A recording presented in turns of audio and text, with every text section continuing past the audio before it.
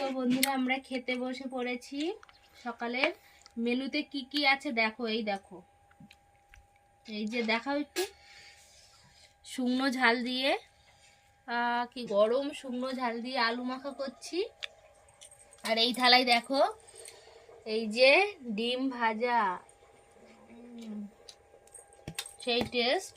আর এই যে লাউ দিয়ে ডাল, এটাই দিয়ে খাওয়া হবে সকালের মেনু।